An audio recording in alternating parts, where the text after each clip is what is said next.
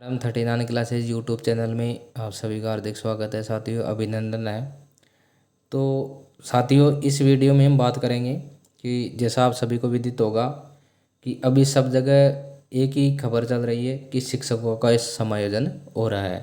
और राजस्थान में फिलहाल लगभग 37,000 शिक्षक हैं जो अधिशेष हैं। विभाग की जो सूचना है उसके अनुसार तो अधिशेष जो 37,000 शिक्षक है उनका समायोजन अभी किया जाएगा। और इसके लिए विभाग की तरफ से कार्यक्रम भी घोषित कर दिया गया है।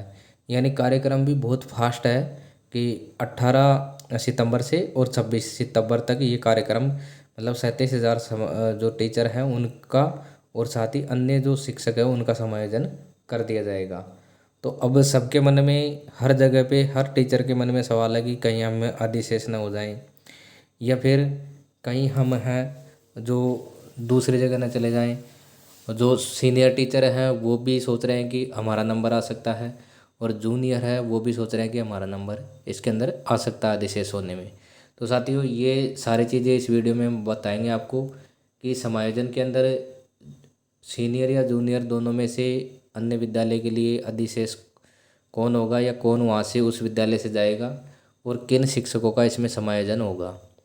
तो ये सारी चीज़ें क्लियर आ चुकी है, सबके पास में आदेश आ चुके हैं, लेकिन फिर भी आपको एक बार एनालिसिस करके हम इस वीडियो में बता रहे हैं कि कौन शिक्षक है जो अधिशेष होंगे, सीनियर जाएंगे या जूनियर जाएंगे। तो ये सारी चीज़ हम आपको बताएंगे इस वीडियो के अंदर। तो देखिए साथियों, इस संबंध में एक अपडेट आई है अपने पास में कि शिक्षा विभाग में समायोजन से शिक्षकों व कर्मचारियों में बड़ा फेरबदल होने वाला है। तो सीनियर शिक्षकों की कुर्सी बचेगी और जूनियर को अधिशेष मान दूसरे स्कूल में नियुक्ति होगी। तो जो सीनियर जो टीचर हैं उनकी तो कुर्सी बचेगी, यानी वो वहीं रहेंगे, और जो जूनियर होगा वो उसको अधिशेष मानकर दूसरे विद्यालय में उसकी पोस्टिंग दी जाएगी। तो देखिए साथियों, कक्षा व नामांकन के आधार पर तय होगी शिक्षकों की नियुक्ति। 37,000 शिक्षकों के समायोजन का ये मामला है। तो देखिए, प्रदेश के सरकारी स्कूलों में नियुक्त शिक्षकों व कर्मचारियों की समायोजन प्रक्रिया में पहले से नियुक्त कर्मचारियों की सीट सुरक्षित रहेगी। कार्य ग्रहण के आधार पर वरिष्ठ मानते हुए उन्हें मौजूदा स्कूल में ही नियुक्त किया जाएगा। अब इसके अंदर मूल बात यह है कि आपकी पोस्टिंग है जो शिक्षा विभाग में, चाहे कब से भी हो, उससे मतलब नहीं है। उस विद्यालय में आपकी पोस्टिंग कब से है उसके हिसाब से आपको सीनियर या जूनियर में काउंट किया जाएगा।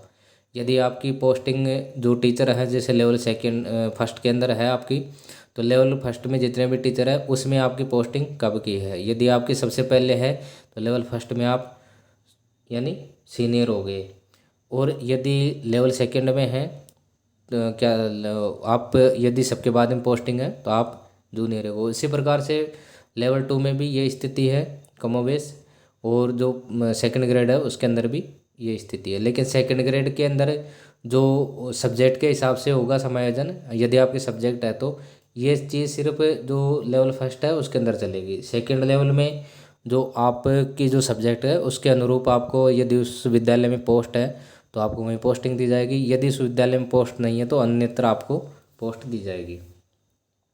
तो देखिए, इसके अंदर कार्य ग्रहण के आधार पर आपको वरिष्ठ माना जाएगा, न कि उस विद्यालय में कार्य ग्रहण के आधार पर, न कि आपको शिक्षा विभाग में कार्य ग्रहण के आधार पर। जबकि बाद में नियुक्त शिक्षकों को अधिशेष मानते हुए दूसरे विद्यालय में पद स्थापित किया जाएगा। उन्हें खाली पदों के आधार पर पहले उसी स्कूल, बाद में उसी राजस्व गांव, ग्राम पंचायत, ब्लॉक या नज़दीकी ब्लॉक में प्राथमिकता से नियुक्ति दी जाएगी। तो देखिए, उनको जो अधिशेष है उनको उसी स्कूल में, या उसमें जगह नहीं है तो उसी राजस्व गांव में कोई अन्य विद्यालय है तो वहाँ, और ग्राम पंचायत लेवल पे, ब्लॉक लेवल पे या नज़दीकी जो ब्लॉक है उसमें प्राथमिकता से नियुक्ति दी जाएगी। तो शिक्षा निदेशक के आदेशों में पहले साफ किया था कि प्रदेश के 37,000 शिक्षकों के समायोजन के लिए शिक्षा विभाग ने कैलेंडर जारी किया है। तो इसके अंदर अब बात यह है कि अधिशेष कौन से शिक्षक माने जाएंगे। तो इसके अंदर दे रखा है कि अधिशेष कौन से शिक्षक होंगे। तो देखिए, 2015 के स्टाफिंग पैटर्न के मापदंडानुसार पद स्वीकृत मानने के बाद अतिरिक्त बच्चे शिक्षक और कर्मचारी अधिशेष होंगे। यानी किसी विद्यालय में पद स्वीकृत मानने के बाद में उसमें जो बचेंगे शिक्षक या कर्मचारी वो अधिशेष रहेंगे। जैसे अब स्टाफिंग जो पैटर्न होगा उसके अंदर जो पद आवंटित किए जाएंगे उन पदों के अतिरिक्त जो अन्य शिक्षक या जो कर्मचारी बचेंगे वो अधिशेष रहेंगे। हिंदी माध्यम में स्कूलों में एक ही पद पर ज़्यादा शिक्षक कर्मचारी होने पर बाद में कार्य ग्रहण करने वाले कर्मचारी, अंग्रेजी माध्यम स्कूलों में चयनित कर्मचारियों की नियुक्ति के बाद कार्य ग्रहण करने से पहले मौजूद कर्मचारी, और अंग्रेजी माध्यम स्कूलों में कंप्यूटर अनुदेशक के कार्य ग्रहण करने की वजह से पहले से नियुक्त शिक्षक अधिशेष होंगे। अब देखिए इसमें स्पष्ट है कि हिंदी माध्यम जो स्कूल है उसमें एक ही पद पर एक से ज़्यादा यदि शिक्षक या कर्मचारी वहाँ पे कार्य ग्रहण करने वाले हैं, तो जो बाद में जिसने कार्य ग्रहण किया है, जैसे पहले भी वहाँ एक ऑलरेडी है पोस्टेड, उसके बाद में दूसरे ने पोस्ट वहाँ कार्य ग्रहण कर लिया, तो जो दोबारा उसके बाद में जो कार्य ग्रहण किया वो अधिशेष माना जाएगा। और अंग्रेजी माध्यम स्कूलों में जो चयनित कर्मचारियों की नियुक्ति के बाद जो कार्य ग्रहण किया है जिन्होंने, करने से पहले मौजूद जो कर्मचारी है वो इंग्लिश मीडियम स्कूल में कई बार पोस्टिंग दी गई थी, तो पोस्टिंग से पहले जो वहाँ कार्यरत थे वो सारे अधिशेष रहेंगे। और अंग्रेजी माध्यम स्कूलों में जो कंप्यूटर अनुदेशक था उसके कार्य ग्रहण करने की वजह से जो पहले वहाँ नियुक्त शिक्षक था कंप्यूटर अनुदेशक पे वो अधिशेष हो जाएंगे। यानी महात्मा गांधी स्कूलों में जो कार्य ग्रहण करने के बाद में जो पहले से वहाँ लगे हुए थे, पहले का पूर्व स्टाफ, वो उसके जो टीचर है वो अधिशेष रहेंगे। बाकी माध्यमिक स्कूलों में जो बाद में कार्य ग्रहण करने वाले हैं वो अधिशेष रहेंगे। न्यायिक प्रकरण में स्टे प्राप्त कर्मचारी अधिशेष नहीं होगा। जिसने किसी कारण से उस पद पर स्टे लिया हुआ है वो अधिशेष नहीं माना जाएगा। इस वजह से संबंधित पद पर अन्य पद स्थापित कर्मचारी अधिशेष माना जाएगा। यदि किसी ने कोर्ट का स्टे ले लिया है तो वो अधिशेष नहीं माना जाएगा, उसकी जगह पे जो अन्य कार्यरत कर्मचारी है वो अधिशेष माना जाएगा। देखिए अन्य जो बिंदु है समायोजन में ये भी जो अहम रहेंगे।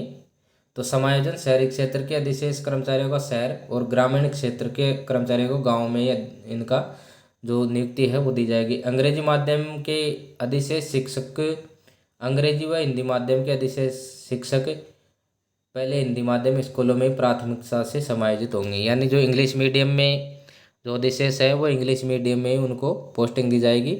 उसके बाद में जो हिंदी माध्यम स्कूल है तो हिंदी माध्यम को हिंदी माध्यम में ही पोस्टिंग दी जाएगी। पद खाली नहीं होने पर ये एक दूसरे माध्यमिक विद्यालय में उनका समायोजन होगा।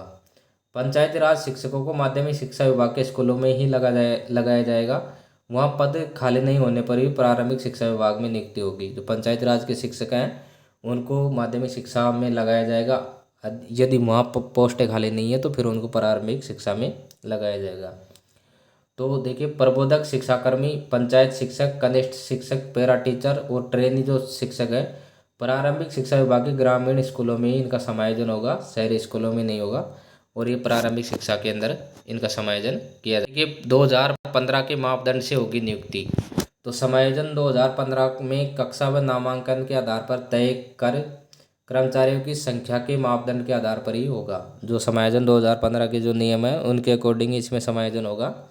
तो जो स्टाफिंग पैटर्न में इसमें देखिए कक्षा व नामांकन के हिसाब से कर्मचारियों की संख्या तय की जाएगी और उसके बाद ही इनको पोस्टिंग दी जाएगी। यानी कक्षा 1 से 12 तक की स्कूलों में 12 सेक्शन पर 1 प्रधानाचार्य, 5 व्याख्याता, 3 लेवल 2, 2 लेवल 1 तथा 1 शारीरिक शिक्षक नियुक्त होंगे। ये कंपलसरी है। 1 से 12 तक जो विद्यालय है उसमें कम से कम रहेंगे। एक तो इसमें प्रिंसिपल का पद रहेगा, 5 व्याख्याता के पद रहेंगे, 3 लेवल 2 के रहेंगे, 2 लेवल 1 का रहेगा और 1 पीटीआई इसके अंदर रहेगा।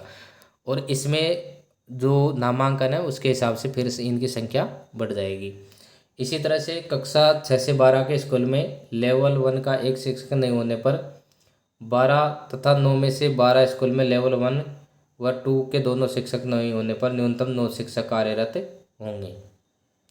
इसी तरह अलग अलग कक्षाओं वाले स्कूलों में नामांकन व कक्षाओं के आधार पर अलग अलग पद इसके अंदर तय होंगे।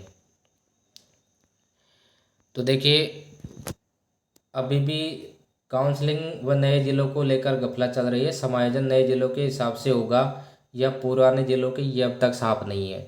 ऐसे में अधीक्षक शिक्षकों में गफलत है कि नए जिलों के नज़दीकी ब्लॉक में नियुक्ति हो पाएगी या नहीं।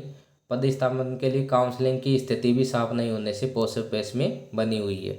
तो देखिए इसमें जो प्रक्रिया है, शिक्षा विभाग के जो अधिकारियों ने, अभी शिक्षा विभाग ने आदेश निकाला था, उसमें प्रक्रिया 18 सितंबर से 26 सितंबर तक पूरी करने के निर्देश इसमें दिए गए हैं। तो इसमें देखिए दोनों ही मामले हैं। एक तो जिलों के मामले में भी स्थिति क्लियर नहीं हुई है कि नए जिलों के हिसाब से पोस्टिंग होगी या पुराने जिला के हिसाब से।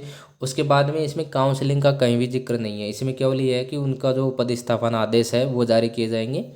आदेश में ऐसा स्पष्ट लिखा हुआ है, कहीं भी काउंसलिंग का जिक्र नहीं है कि उनकी काउंसलिंग जो है आयोजित की जाएगी और काउंसलिंग के बाद में उनका जो पदस्थापन आदेश है वो जारी किए जाएंगे। सीधे इसके अंदर लिख रखा है आदेश के अंदर कि उसमें पदस्थापन आदेश जारी किए जाएंगे। तो इस संबंध में जो अभी फिलहाल की अपडेट यह है कि जो विभिन्न शिक्षक संगठन हैं उन्होंने सरकार से मांग करी है कि जो है काउंसलिंग कार्यक्रम लागू किया जाए इसके अंदर, और काउंसलिंग के माध्यम से इनको पदस्थापित किए जाए। क्योंकि इसके अंदर काउंसलिंग के माध्यम से जो दिव्यांग जो महिलाएं हैं या कुछ अन्य कई स्थितियां हैं उसके अनुसार जो शिक्षक हैं उनको उचित जगह पर पोस्टिंग मिल सकेगी। तो साथियों अभी की अपडेट है कि जो स्टाफिंग पैटर्न है और जो समायोजन है वो बिल्कुल होने वाला है, प्रक्रिया चल रही है। तो सभी इसके अंदर जूझ रहे हैं, कुछ खुश हो रहे हैं, कुछ की जगह छूटने की टेंशन है। तो सारी चीज़ें ये चल रही है। मन में वो चल रहा है कि कहीं मेरा भी इसमें समायोजन नहीं हो जाए, कहीं स्टाफिंग में हम दूसरी जगह नहीं चले जाएं, या फिर कुछ खुश हो रहे हैं कि चलो दूसरी जगह पे हम जाएंगे।